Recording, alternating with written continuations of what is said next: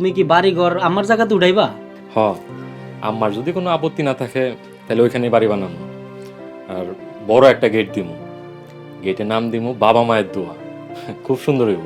বাহ মাইজা ভাই, তাইলে তো দারুণ হইব। তাইলে বাড়ির সামনে থেকে অটোতে উঠা সরাসরি কলেজে যাইতে পারো। মামুনে মা, তুমি কি কও?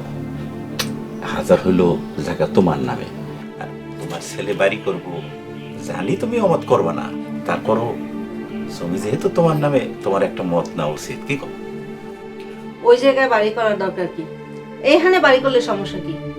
মামুন এখানে বাড়ি করবো, এটা তো অনেক আগের প্ল্যান।